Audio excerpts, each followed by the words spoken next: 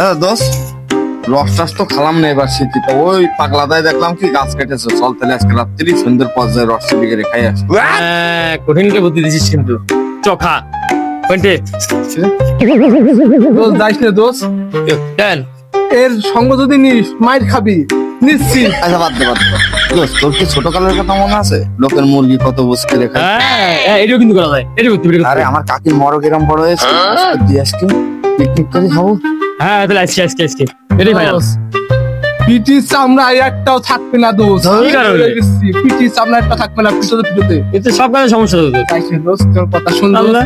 এর কথা শুনিস না তুই। হ্যাঁ, এটা আচ্ছা বলি না, তাহলে আমার একটা কাজ করতে আমি 8:30-9টার দিকে গার্লফ্রেন্ডের সাথে দেখা করতে যাবো। হ্যাঁ তুই আরো দাঁড়ায় জাস্ট খালি 5 মিনিট ভাড়া দিবি। আমি যাবো আর আসবো। মানে বন্ধু বান্ধব শুনে। এইটু চলে আসে। হ্যাঁ হ্যাঁ যাবো। ওরে পিটি ব্যথা হচ্ছে দোস্ত, খুব মারা মারবে দোস্ত। এ যদি শোনে ওই মেয়ের বাপ এমন পিটনো পিটবে, আরে এর তো সব কাজে সমস্যা দেখতে। খুব মারা মারবে দোস্ত। দোস্ত, এর সমস্যাটা কি? এই এত ভয় পাই কেন? আমার একটু কদিন ভাই তুই। কারণ ওর সাহস নেই।